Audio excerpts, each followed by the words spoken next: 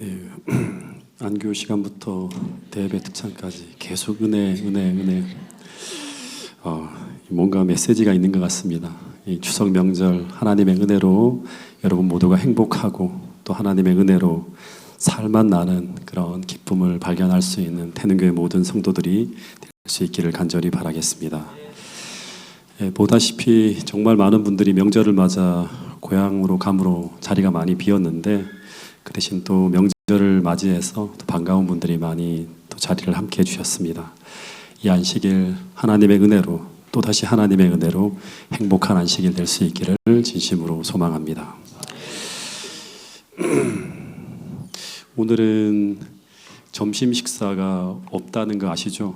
네, 원래 패밀리 데이이기 때문에 없기도 하고 또 추석 명절은 또 원래 없는 날이라고 합니다. 조금 빨리 설교를 마쳐야 될 거라는 생각이 드는데 그래도 또 우리가 육의 양식으로만 사는 게 아니라 하나님 말씀으로 산다고 하는 걸 믿는 사람들이기 때문에 충분한 말씀의 은혜가 여러분들이 있기를 바라겠습니다. 아주 유명한 철학자이자 또 수학자이자 아주 유명한 우리 학자인 블레이즈 파스칼이라는 사람이 쓴 대표작이 이제 팡세라고 하는 책이 있는데 이 책에서 이 학자가 이런 말을 했다고 합니다. 모든 사람은 행복을 추구한다. 무슨 수단을 사용하든 그 수단들은 모두 이 목적을 향해 있다. 어떤 이는 전쟁에 나가고 다른 이는 전쟁을 피하지만 양쪽의 견해는 달라도 그렇게 하는 이유는 같다. 둘 다 무엇 때문이다? 욕망 때문이다. 이 목적이 아니면 의지는 단 한 발자국도 움직이지 않을 것이다. 이것이 모든 사람이 행동하는 동기이다. 그러니까 모든 사람이 행동하는 동기와 이유는 무엇 때문인가 하면 이 욕망 때문이라고 하는 거예요. 근데 이 말은 모든 인간은 전부 다 더 나은 행복, 더 나은 기쁨, 더 나은 즐거움, 더 나은 가치를 얻기 위해 그 욕망 때문에 행동하게 된다고 하는 것입니다. 요즘 수많은 어린이들, 또 학생들이 이 게임 중독, 또 스마트폰 중독에 빠져 있는데, 그런데 그런 아이들에게 단지 너희들이 이걸 하면 이런 건 나쁜 것이고 이런 피해를 보기 때문에 너희들 이런 거 하면 안 돼라고 가르쳐주면 그럼 아이들이 그것을 중단하고 거기서 빠져나올까요? 절대 그렇지 않죠. 어른들도 마찬가지죠. 요즘에 수많은 중독에 빠져 있습니다. 제가 오래전에 어느 교회에서 이제 어린이 학생들을 데리고 한 4박 5일 정도 성경 이멀전 캠프를 떠나고 했는데 그때 출발 전에 예배를 드릴 때 그때 아이들에게 제가 스마트폰을 쭉 거둡니다. 그러면서 이런 말을 했던 기억이 나요.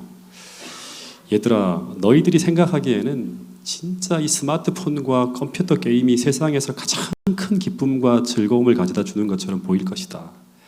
근데 이번 캠프에서 그 즐거움이 아닌 전혀 다른 즐거움인데 이 신앙하는 즐거움이 있다고 하는 것과 그리고 그것이 스마트폰과 컴퓨터 게임보다 훨씬 더 큰 즐거움을 준다고 하는 것을 깨닫고 돌아왔으면 좋겠다는 이야기를 한 적이 있어요. 쉽지 않지만 그것을 찾는데 한번 도전해 보았으면 좋겠다고 하는 그런 이야기를 아주 간절하게 제가 했던 기억이 납니다. 여러분, 아이들이 여러 가지 악습에 빠지는 것은 한편으로는 그것이 생활 습관이기 때문이기도 하지만 또 한편으로는 거기서 아이들이 헤어나오지 못하는 더 큰 이유가 무엇인가 하면 그것을 통해 얻는 즐거움이 그 어떤 다른 곳에서 얻을 수 없을 만큼 즐겁고 행복하기 때문에 거기서 헤어나오지 못하고 있는 것입니다. 그래서 그런 아이들에게 그곳에서 구출해내기 위해서 우리가 그것이 잘못되었다고 하는 100마디 말보다 그 즐거움을 대체할 더 큰 즐거움과 기쁨이 그들 안에 들어와야지만 그들이 거기서 나올 수 있다고 하는 거예요. 그런데 그 즐거움을 내려놓았는데 그 안에 새로운 즐거움이 채워지지 않으면 언젠가 그것으로 또다시 돌아갑니다. 왜냐하면 우리를 이끄는 것은 무엇이기 때문이다? 욕망 때문이기 때문이라고 하는 것입니다. 여러분, 저는 하나님이 주시는 은혜와 기쁨이 죄의 쾌락이 주는 기쁨보다 훨씬 더 우리를 강하게 이끌 수 있다고 하는 걸 믿는 사람입니다. 실제 시편 기자들은 숱한 경험을 통해서 그 이야기를 이렇게 진술하고 있어요. 이 성경절은 제가 한 2번 정도 오늘 시작과 끝에 읽을 건데요. 한번 같이 읽어보겠습니다. 다윗이 시편 16편 11절에서 이런 말씀을 했습니다. 시작.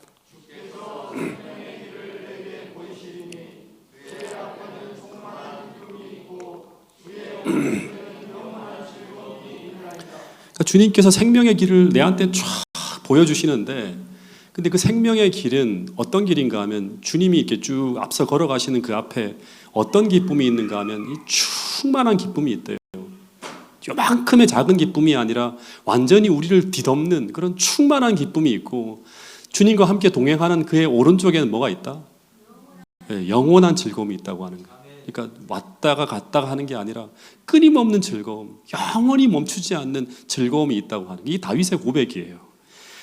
또 하나 시편 4편 7절에는 이런 말씀이 있는데 이것도 한번 읽어보겠습니다. 시작. 기쁨은 그들의 곡식과 새 포도주가 풍성할 때보다 더하니이다. 이 곡식과 포도주라고 하는 것은 당시 세상에 존재하는 풍요로움과 이 땅에 존재하는 가장 큰 기쁨과 즐거움이었는데, 근데 하나님이 이 시편 기자의 자신의 마음에 두신 기쁨은 어떻다? 그 세상의 기쁨보다 훨씬 더 크다고 하는 거예요. 네. 여러분, 이 말씀은 한마디로 하면 하나님이 주신 기쁨이 세상에 주는 낙보다 더 크다고 하는 말들이에요. 이게 전부 다 믿음으로 살아가는 사람들의 고백이라고 하는 거예요. 히브리 11장 24절 25절에 보면 이 모세가 이 하나님이 주시는 기쁨을 얻기 위해 어떻게 하는가 하면 세상의 즐거움을 내려놓았다고 하는 그런 고백을 해요. 이 말씀은 제가 한번 읽어보겠습니다. 믿음으로 모세는 장성하여 바로의 공주의 아들이라 칭함받기를 거절하고 도리어 하나님의 백성과 함께 고난받기를 잠시 죄악의 무엇을 누리는 것보다 죄악의 기쁨이 있다고 하는 거예요. 이 죄악의 기쁨을 누리는 것보다 어떻게 했다? 더 좋아했다고 하는 거예요. 그러니까 이 말은 죄의 낙보다 하나님의 주시는 낙을 더 기뻐하고 즐거워해야지만 우리는 어떻게 할 수 있다? 죄악의 낙을 내려놓을 수 있다고 하는 거예요. 아주 유명한 성경학자 중에 매튜 헨리라고 하는 사람이 있는데, 이 사람이 이런 말을 했어요. 죄와의 장기전에서 승리할 수 있는 유일한 길은 하나님 안에서 누리는 기쁨이 더 크기 때문에 죄가 싫어지는 것. 이것 외에는 죄에서 승리할 그 어떤 다른 방법이 없다고 말하고 있습니다. 이 죄와의 장기전에서 끊임없이 투쟁하고 싸우는 이 장기전에서 우리가 승리할 수 있는 유일한 길은 하나님 안에서 누리는 기쁨이 더 크기 때문에 그 죄악을 선택하지 않는 것. 이것이 바로 뭐다? 승리의 유일한 방법이라고 하는 거예요. 여러분, 이것을 우리 모두가 경험함으로 말미암아 하나님의 기쁨 때문에 죄의 낙을 다 버릴 수 있는 그런 성도들이, 태능교회 모든 성도들이 될 수 있기를 간절히 바라겠습니다. 어린 시절이었는데요, 어느 날 어머니가 밖에서 놀다가 돌아왔는데 설탕물을 타주셨어요. 근데 그것이 얼마나 맛있는지 마치 천국의 기쁨을 맛보는 것 같았어요.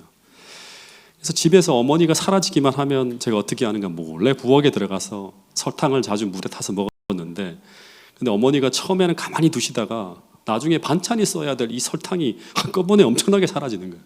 어머니가 야단을 치고 혼쭐을 내고 하면서 절대 설탕 먹지 말라고 막 하는 거예요. 그러나 어머니가 없어지기만 하면 또다시 어떻게 하면 부엌으로 들어가서 어머니 몰래 설탕에 물을 계속 타 먹었어요. 근데 이번에는 어머니가 어떻게 하셨는가 하면 제가 하도 설탕을 자꾸 먹으니까 설탕 봉지를 이리 감추고, 또 심지어는 제가 손에 닿지 않는 찬장이라고 옛날에는 있었거든요. 그 찬장 위에다가 올려놓고 했는데 저희 설탕에 대한 집념을 막을 수가 없었어요. 어디 숨겨놓아도 전 반드시 찾아냈어요. 찬장 위에 올려놓아도 의자를 놓고 올라가서 그거를 막 꺼내는 거예요. 어머니가 어디에 숨겼을까라는 생각을 하고 반드시 찾아서 다 먹고 말았어요. 왜냐하면 그 설탕이 너무나 달콤하고 너무나 맛있었기 때문에 계속 찾는 거예요. 마찬가지로 우리가 아무리 휴대폰을 숨기고 인터넷을 끊고 해봐도 결국 아이들이 다시 찾아내고 다시 연결하는 것도 똑같은 거예요. 왜냐하면 거기에는 뭐가 있다? 그 낙이 있기 때문에, 그 즐거움이 있기 때문에. 아무리 술을 마시면 안 된다고 해도 그 술을 끊지 못하는 이유는 뭔가 하면 술이 주는 낙이 있기 때문에 우리는 끊임없이 그 방향으로 이끌리게 된다고 하는 것입니다. 그런데 어느 날 설탕에 대한 즐거움이 완전히 사라지는 날이 왔어요. 저는 그날을 잊을 수가 없습니다. 대구에 사시던 고모 할머니가 오시면서 우리에게 선물이라고 하면서 과자를 이렇게 착 사다 주셨는데 아마 제 기억에는 희미하지만 종합 선물 세트였던 것 같아요. 근데 거기에는 뭐가 있는가 하면 특별히 인기리에 판매되고 있는 이게 밀크 카라멜인지 땅콩 카라멜인지 정확하게 기억은 못 하겠어요. 카라멜 사탕이 있는 거예요. 근데 그 카라멜을 입에 넣는 순간 그 설탕하고는 완전히 이별하게 되었어요. 왜냐하면 그 맛이 차원이 달랐습니다. 그 단맛과 함께 추가적으로 느껴오는 그 고소함과 쫀득쫀득하게 씹히는 그 맛이 정말 너무나 감동적이었던 거예요. 그래서 그 카라멜을 입에 넣는 순간 설탕은 두 번 다시 먹을 수가 없는 거예요. 왜냐하면 비교가 안 되는 거예요. 완전히 압도적인 맛이었어요. 마치 사마리아 우물가의 여인이 예수님을 만난 순간 어떻게 하죠? 물동이를 다 버려두고 예수님을 전하러 가는 그 모습. 엘렌 화이트이 천국을 보고 난 후에 더 이상 이 땅에서 단 한순간도 머물 수 없을 만큼 그 향수에 적게 만들다고 하는 이것은 똑같은 거예요. 그 맛을 맛보니까 세상이 더 이상 비교가 안 되는 거예요. 예. 비교조차 할 수 없는 월등한 가치, 월등한 행복, 그 맛을 맛본 것이라고 하는 것입니다. 여러분, 그런데 마찬가지로 오늘 우리가 그리스도를 선택했다고 하는 것은, 다시 말해서 오늘 우리가 신앙을 시작했다고 하는 것은 우리가 추구하는 행복이 단지 이 땅의 즐거움이 아니라 그리스도 안에 존재하는 더 크고 더 위대한 즐거움을 보고 깨닫기 시작했다고 하는 것을 의미하는 거예요. 다 느끼진 못한다 하더라도, 완전하게 깨닫지 못한다 하더라도 그것을 보았다고 하는 것입니다. 그래서 그것을 추구하기 시작했다고 하는 것이 무엇인가 하면 그리스도인으로서 신앙의 길을 걷기 시작했다고 하는 것입니다. 여러분, 이것이 바로 우리 마음에서 시작된 하늘나라라고 하는 거예요. 예수님이 그래서 비유를 통해 이런 말씀을 해주셨어요. 마태복음 13장 44절 말씀인데요. 왜 이게 자꾸 깨지죠, 이렇게? 네. 성경절을 다 같이 펴보겠습니다. 하나님께 성경책을 펴라고 하는 거예요. 네. 마태복음 13장 44절 말씀을 같이 한번 펴보겠습니다.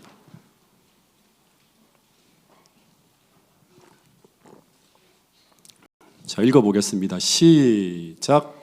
천국은 마치 밭에 감추인 보화와 같으니 사람이 이를 발견한 후 숨겨두고 기뻐하며 돌아가서 자기 소유를 다 팔아 그 밭을 사느니라. 천국은 마치 밭에 감추인 보화와 같으니 사람이 이를 발견한 후에 숨겨두고 어떻게 한다?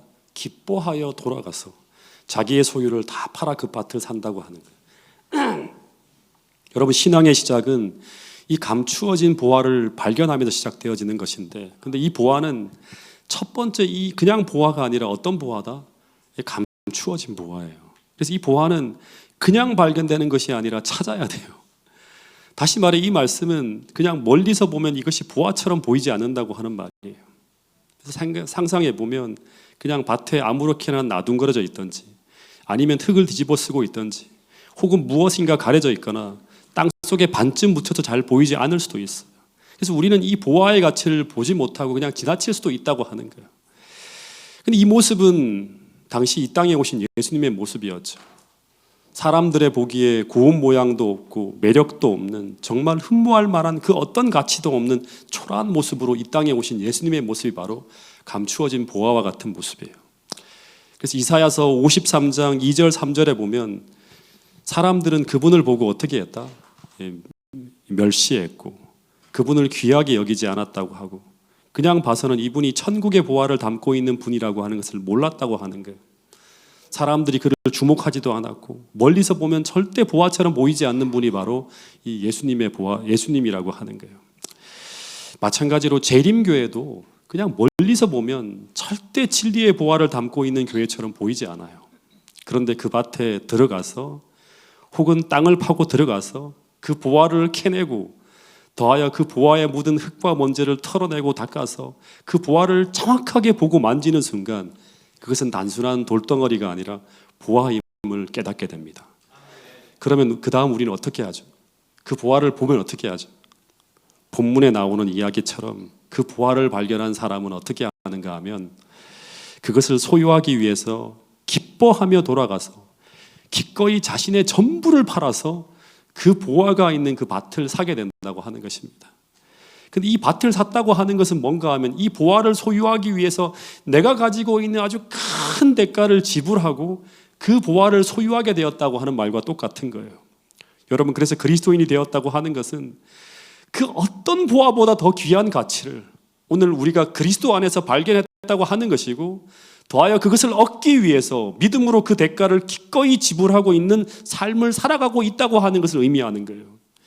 여러분, 히브리 11장을 보면 수많은 믿음의 사람들의 이야기가 나오는데 그 이야기의 대부분은 뭔가 하면 이 보화를 발견한 사람들이 그 대가를 지불하고 있는 이야기가 나와요. 아브라함은 그 보화를 얻기 위해서 평생 살아오던 갈대아 우르라고 하는 고향을 떠나기도 하고, 혹은 믿음으로 자신의 가장 귀한 아들을 바치기도 하고, 그것을 얻기 위해서 이 땅에서는 나그네와 이방인으로 살아가기도 하고, 심지어 모세는 바로의 공주의 아들이라고 하는 것을 포기하고도 하고, 또 어떤 이들은 그것을 얻기 위해 믿음으로 자신의 생명까지도 바친다고 하는 거예요. 근데 여러분, 중요한 것은 뭔가 하면 그들이 어떤 마음과 어떤 모습으로 그 대가를 지불했을까 하는 거예요. 정말 감추어진 보화의 비유에 나오는 것처럼 그것을 기뻐하며 그것을 지불했을까요? 저는 그렇다고 봅니다. 제가 오래전에 한 분을 또 제가 알게 되었는데, 이분이 좋아하는 것은 두 가지가 있었어요. 그 중에 하나는 뭔가 하면 등산 동호회를 좋아해요. 그래서 등산 동호회 사람들과 어울리는 걸 너무 좋아해서 틈만 나면 산에 올라가세요. 그래서 뭐 이분의 그 와이프 되시는 분이 막 저한테 너무너무 힘들어하시면, 우리 교회 집사님이셨는데 기도 좀 해달라고, 남편이 등산을 좋아하지 않도록 해달라고 막 이런 기도를 해달라고 부탁을 해요. 또 하나 이분이 좋아하는 게 뭐냐 그러면 술이었어요. 그래서 아내가 너무너무 힘들어했어요. 근데 그러다 이분이 교회를 다니기 시작하면서 어떻게 되셨을까요?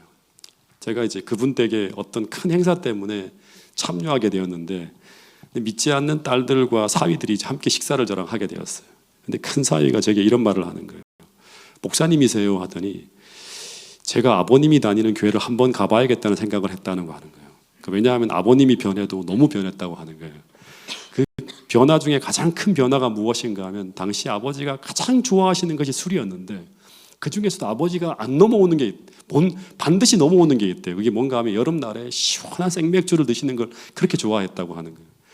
근데 그분의 가장 큰 낙과 즐거움을 어느 순간부터 중단했다고 하는 거예요. 근데 그 어느 순간이 뭔가 하면 교회를 다니기 시작하는 거예요. 근데 사위가 그 아버지에게, 아버지 시원한 맥주 생맥주 딱 한 잔만 드세요 하면서 아무리 권해도 아무리 유혹해도 아버지가 그 즐거움에 전혀 반응을 하지 않는다고 하는 거예요. 그리고 그 대신 아버지가 무엇을 좋아하게 되었는가 하면, 아버지 머리맡에는 언제나 성경과 예언의 신이 항상 있더라고 하는 거예요. 그래서 수시로 그 읽는 모습을 보면서 너무나 신기했다고 하는 거예요. 그러니까 술의 낙이 뭐로 바뀐다? 말씀의 낙으로 바뀌는 거예요. 술을 끊기만 하는 게 아니라 대체되었다고 하는 거예요. 또 하나의 변화가 일어났는데, 그게 바로 뭔가 하면 이 등산 동호회 회원들과 어울려 산에 다니시는 것이 이분의 낙이었는데, 근데 그 등산을 가시던 그 즐거움이 무엇으로 바뀌었을까요? 교회를 다니는 낙으로 바뀌었어요. 그래서 항상 이 화요일, 금요일, 안식일만 되면 단 한 번도 교회를 빠지짐 없이 다니시던 분이 바로 이분이었어요. 그러니까 교회를 다니는 낙으로 인생의 낙이 바뀌었다고 하는 거예요. 이게 이제 여기 보면 이분이 재침례 받으시는 장면하고, 첫 번째 이 아들이 같이 침례 받는 모습이었고, 둘째 딸이 침례를 받고, 그 다음에 여기 보면 표기되어 있는 셋째 딸이 또 침례를 받아요. 그 나중에 사위도 침례를 받고 함께 하시던 모습이 나오는데, 우리의 기쁨이 확실하게 이렇게 새로운 기쁨으로 전환되어졌을 때 그 가족들과 수많은 사람들이 그 기쁨을 찾아서 같이 함께 달려오는 게 바로 뭔가 하면 전도라고 하는 거예요. 여러분, 우리가 회심했다고 하는 것은 단지 생활의 모습이 그냥 바뀌어졌다고 하는 것이 아니라 우리가 추구하는 인생의 즐거움이 바뀌어졌다고 하는 거예요. 이것이 바로 뭔가 하면 기쁨으로 돌아와서 그 보화가 담긴 밭을 어떻게 한다? 샀다고 하는 겁니다. 한 즐거움을 얻기 위해서, 더 큰 즐거움을 얻기 위해서, 다른 편의 즐거움을 얻기 위해서 지금 현재 내가 즐기고 있던 기쁨을 어떻게 한다? 즐거워하며 기뻐하며 내려놓는다고 하는 것입니다. 여러분, 저는 침례를 받기 전에 혹시 뭐 제 설교를 이렇게 방송으로 들으신 분들은 이 예화를 몇 번을 제가 쓰기도 했는데, 공강 시간이 되면 선배들과 함께 어디를 가는가 하면 당구장을 가든가, 당구는 잘 못 쳐요. 근데 그 선배들하고 같이 어울리는 게 너무 즐거워서 당구장에 갔는데, 또 아니면 레포트가 필요하면 도서관을 간다든가, 아니면 제가 제일 좋아하던 곳이 어디였는가 하면 이 전자오락실이었어요. 학교 앞에 있는. 거기서 딱 테트리스 게임이라고 하는 게 이제 있는데 그걸 하고 있으면 1시간 정도 가는 게 별 그게 없을 정도로 그냥 쭉 해버려요. 그리고 그게 끝나고 나면 두 번째 찾는 게 뭐냐 그러면 1945라고 하는 그 전자오락 게임이 있고, 그다음 또 하나가 야구 게임이 있었어요. 한 돈 1,000원을 가지고 나면 거기 앉아서 1시간 정도를 보낼 수 있는 그런 시간을 제가 가졌어요. 그 시간이 정말 너무너무 행복했어요. 이런 말 하면 참 50 넘는 사람이 무슨 오락실 게임을 가지고 얘기하나 할 수도 있지만 1시간을 그렇게 보냅니다. 그런데 침례를 받고 난 이후에 군에서 안식일을 지키면서 마음에 큰 변화가 일어납니다. 그리고 복학을 해서 다시금 그 자리로 돌아왔는데 여전히 학교 앞에는 뭐가 있는가 하면 전자오락실이 그대로 있어요. 근데 그때부터 저는 공강이 생기면 선배들과 함께 당구장에도 가지 않고, 심지어 그토록 좋아하던 전자오락실로도 가지 않고, 그만큼 즐겁고 기쁜 그 기쁨을 얻기 위해서 어디로 갔는가 하면 바로 그 누구도 없는 가장 조용한 공간인 기숙사로 갑니다. 그리고 하나님과 교제하는 시간을 보내는 거예요. 당시 틈만 나면 제가 성경과 예언의 신을 읽으면서 보내던 그 시간 속에서 제가 느끼던 그 기쁨은 이루지 말할 수 없이 컸어요. 잠시 앉아서 말씀을 읽는데 그 시간이 오락실에서 1시간 가는 걸 금방 가거든요. 근데 2시간, 3시간이 금방 지나가는 거예요. 심지어 어떤 날은 그 시간이 새벽 3시까지 이어져서 날이 새는 줄도 모르고 말씀을 보고 기도하며 그 기쁨에 푹 빠진 적이 있습니다. 아무리 피곤해도 기도하고 말씀을 보며 그 보내던 그 시간은 누가 시켜서 하는 것이 아니었어요. 심지어 우리 어머니는 제가 성경만 보고 있으면 저를 너무나 싫어했어요. 왜 학교 공부 안 하고 맨날 성경만 보고 있냐고 하고, 더하여 큰 누나는 제가 매일 훌쩍거리면서 기도하고 있으면 제 광신이라고 하면서 막 조롱하고 화를 내기도 했어요. 근데 그런 비난도, 그런 빈정거림도 저의 그 기쁨과 즐거움을 막을 수가 없었어요. 저는 당시 주의 말씀이 꿀송이처럼 달다고 하는 그 시편 기자의 고백이 바로 이것이구나 하는 걸 제가 처음으로 그때 깨닫기 시작했다고 하는 것입니다. 요즘도 너무나 바쁘지만 개인적으로 말씀을 묵상하고 기도하는 시간은 제게 제일 즐거운 시간입니다. 여러분, 그래서 보화를 얻기 위해서 대가를 지불한다고 하는 것은 또다시 말하지만 바로 이렇게 새로운 하늘의 즐거움을 얻기 위해서 이전에 즐기던 세상적인 낙을 기쁘게 내려놓는 거예요. 기뻐하며 돌아가서 그 밭을 산다고 하는 거예요. 대가를 기쁘게 지불한다고 하는 거예요. 여러분, 하나님의 말씀의 즐거움이 드라마나 영화가 주는 즐거움을 이길 수 있다고 하는 것을 우리 모두가 경험할 수 있게 되기를 간절히 바라겠습니다. 하나님과 기도로 교제하는 시간, 그 느껴오는 그 기도의 즐거움이 그 어떤 세속적 기쁨보다 더 크다고 하는 것을 경험으로 체험하게 되기를 간절히 바라겠습니다. 말씀을 실천하는 가운데 경험하는 그 믿음으로 사는 즐거움이 죄악 속에 빠져 살아가는 그 쾌락보다 우리를 더 행복하게 한다고 하는 것을 경험으로 체험하면서 평생 그 삶을 기쁘게 경주할 수 있는 태능교회 모든 성도들이 될 수 있기를 간절히 바라겠습니다. 이 기독교 희락주의자라고 하는 책을 즐겨 읽는 분들은 좀 많이 보셨을 거예요. 이 존 파이퍼라고 하는 사람이 있는데 이 사람이 쓴 글 중에 이런 글이 있어요. 주님이 무한한 기쁨을 주신다고 약속하고 있어도 우리는 술과 도박과 세속적 욕망에만 집착하는 냉담한 피조물이다. 아무리 얘기해도 안 듣는 거예요. 마치 멋진 해변에서 휴일을 보내자고 말해도 그게 무슨 뜻인지 상상하지 못해서 빈민가 한 구석에 모여 앉아 진흙파이나 만들며 놀려고 하는 철없는 아이가 바로 우리 인간들이라고 하는 그런 이야기를 했어요. 이 말씀은 더 맛있는 생명의 떡이 곁에 있는데도 우리는 진흙파이를 추구하고 있다고 하는 거예요. 다시 말해서 이 말은 오늘 우리는 우리가 잃어버린 그 행복이 무엇인지 모른다고 하는 말이에요. 그래서 이 땅에 존재하는 세속적 즐거움이 우리가 이 땅에서 누릴 수 있는 행복의 전부인 양 알고 살아가는 사람들이 오늘 수많은 사람들이라고 하는 거예요. 여러분, 우리가 원래 소유했던 원래의 행복은 이런 무가치하고 일시적이고 심지어 늘 마시고 또 마셔도 우리에게 찾아오는 그 목마름과 허전함과 허무함과 허탈함이 여전한 그런 즐거움이 아니라고 하는 것입니다. 여러분, 그래서 예수님이 사마리아 여인을 만난 자리에서 이런 말씀을 하셨어요. 내가 내게 주고자 하는 이 선물과 이 축복이 무엇인지 안다면, 그 가치를 안다면 너는 분명히 내게 이런 말을 하지 않고 그것을 달라고 구했을 것이라고 하는 거예요. 왜냐하면 그것은 세상이 주는 그 어떤 쾌락보다 우리를 더 행복하게 해주는 영원히 목마르지 않는 생수와 같을 것이라기 때문이라고 말하고 있는 것입니다. 다시 말해서 너가 매일 남자를 바꿔가며 동침하며 즐기는 그 즐거움과 비교할 수 없는 기쁨과 행복이 내게 있다고 하는 것입니다. 매일 마시고 또 마셔도 갈증나는 그런 즐거움이 아니라고 하는 거예요. 이 즐거움을 한번 맛보라고 초청하는 것이 바로 예수님의 이 말씀이었어요. 같이 한번 읽어보겠습니다. 요한복음 4장 10절부터 14절까지의 말씀입니다. 시작. 예수께서 대답하여 이르시되 내가 만일 하나님의 선물과 또 내게 물 좀 달라 하는 이가 누구인 줄 알았더라면 내가 그에게 구하였을 것이요 그가 생수를 내게 주었으리라. 예수께서 대답하여 이르시되 이 물을 마시는 자마다 다시 목마르려니와 내가 주는 물을 마시는 자는 영원히 목마르지 아니하리니 내가 주는 물은 그 속에서 영생하도록 솟아나는 샘물이 되리라. 그래서 여러분, 이 기쁨을 우리가 찾아야 되고 이 기쁨을 추구해야 되는데, 이 기쁨을 찾기 위해서 우리는 어디로 가야 되고 어떻게 이 생수를 받아 마실 수 있을까 하는 것이 우리가 고민해야 될 부분이에요. 제가 이제 36대 총장을 지내신 김기원 교수님이 쓰신 에세이 시리즈로 쭉 나오는 게 있는데, 그 책에서 나오는 글을 읽고 참 많이 이제 인사이트가 저한테 영감을 줘서 이제 그 얘기를 잠깐 소개하면, 목사님께서 10월 어느 날 36대 호수에 올라갔다가 내려오는데 두 남학생이 길을 물었다고 합니다.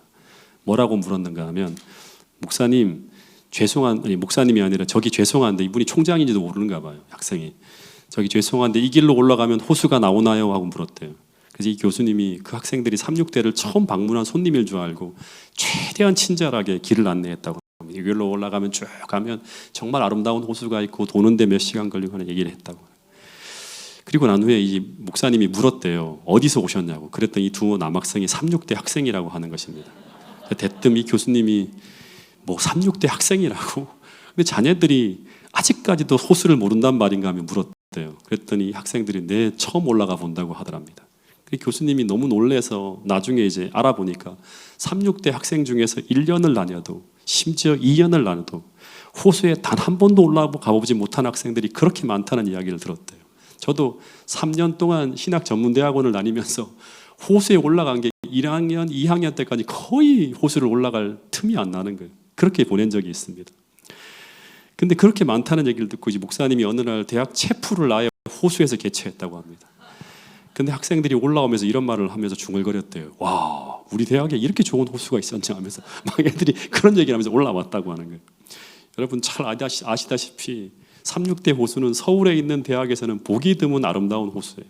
근데 강의실에서 딱 10분만 걸으면 호수를 올라가서 볼 수 있는데, 근데 그 아름답고 좋은 것을 바로 지척에 두고 있으면서도 즐기지 못하는 학생들이 그렇게 많다고 하는 것입니다. 여러분, 이것은 우리에게도 해당될 수 있는 말이라고 하는 것입니다. 우리 인생의 참된 행복과 기쁨을 찾아줄 수 있는 최고의 호수가 바로 지척에 있는데도 우리는 그것을 찾지 않는다고 하는 것입니다. 그래서 여호와로 말미암는 기쁨을 누리지 못하고 늘 세상에 더 좋은 것이 없냐고 늘 투덜거리면서 예수님이 아닌 다른 어떤 것을 찾아 방황하고 있는 사람들이, 수많은 사람들이 그런 삶을 살아가고 있다고 하는 것입니다. 여러분, 시편 37편 4절에 보면 다윗이 이런 말을 했어요. 또 여호와를 기뻐하라. 그가 내 마음의 소원을 내게 이루어 주시리로다는 이런 말씀이 있어요. 여기 보면 이 성경 기자는 하나님께서 내 마음의 소원을 이루어 주시는 것을 기뻐하라 하지 않으시고 먼저 뭐라고 합니까? 먼저 여호와를 기뻐하라고 하는 거예요. 그분을 먼저 기뻐하라고 하는 거예요. 그런데 그분은 어떤 분이다?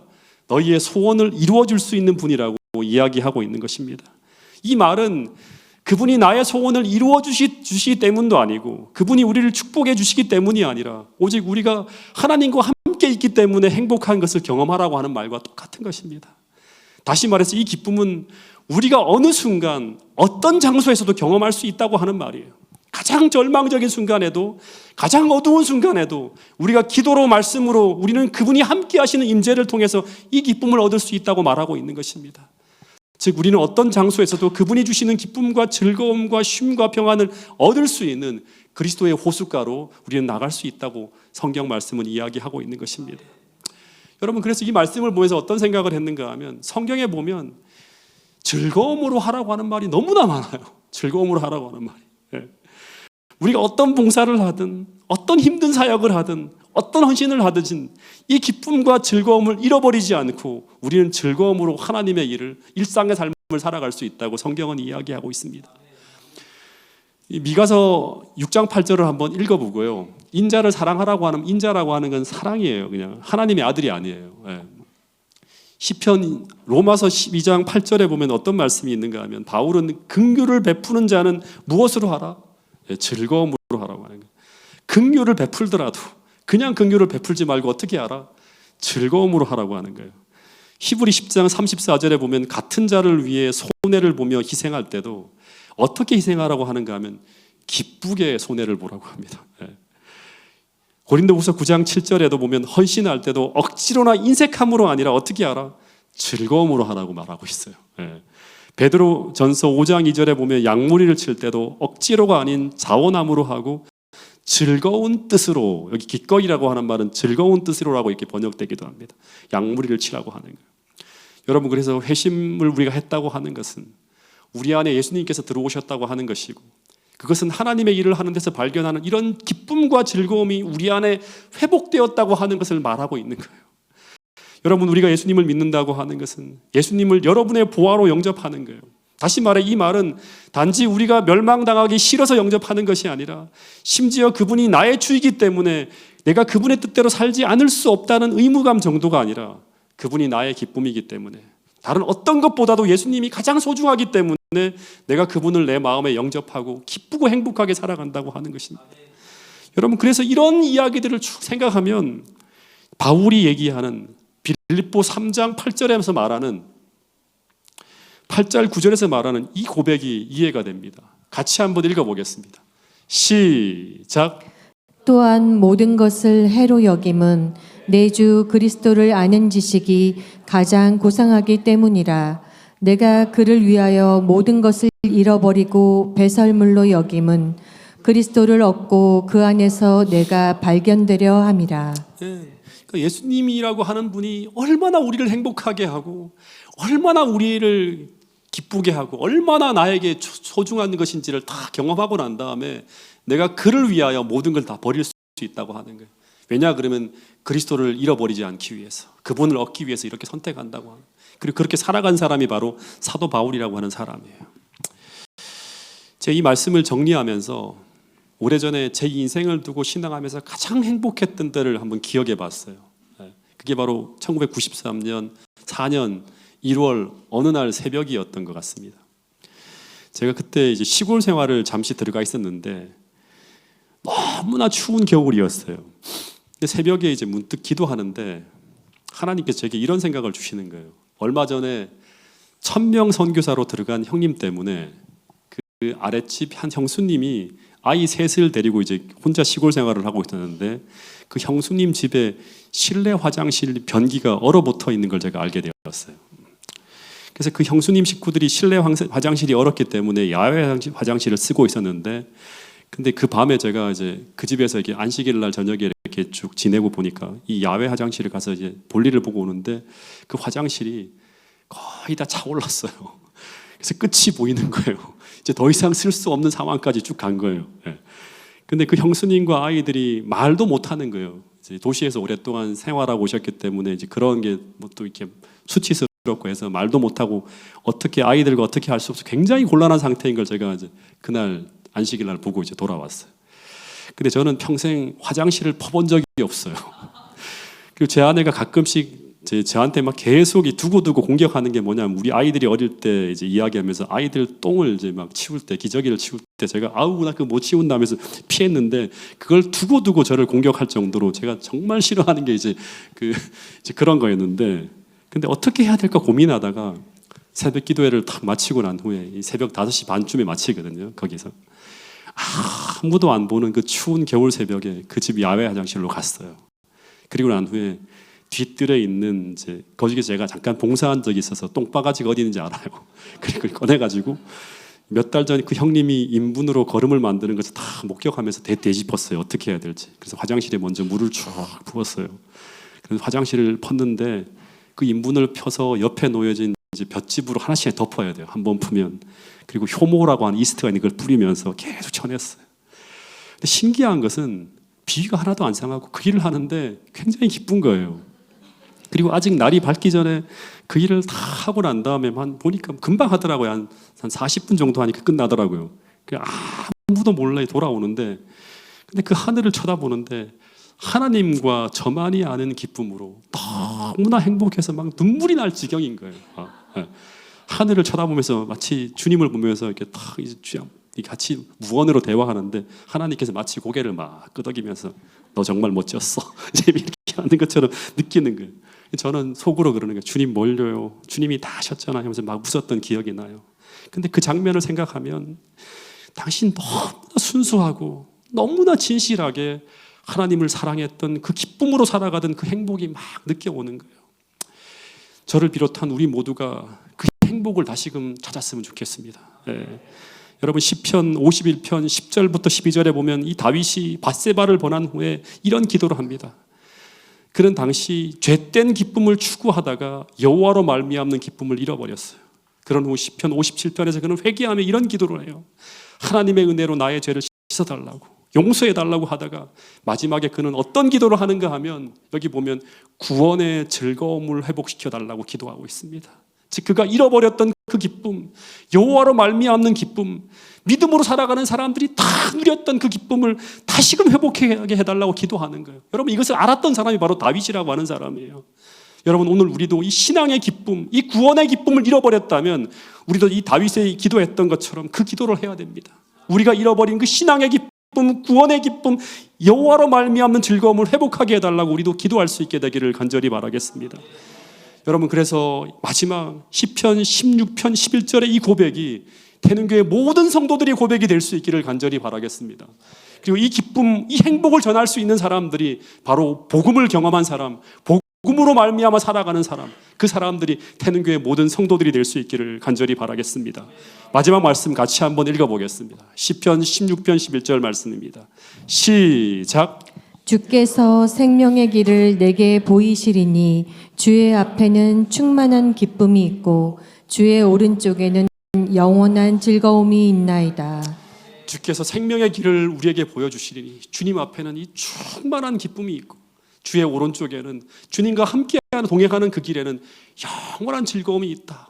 이 기쁨, 이 즐거움 때문에 죄를 이기고 어린 양이 어디로 인도하는지 따라가는, 순종하는 그런 성도들이 태능교회 모든 성도들이 될 수 있기를 간절히 바라면서 오늘 말씀을 줄이도록 하겠습니다.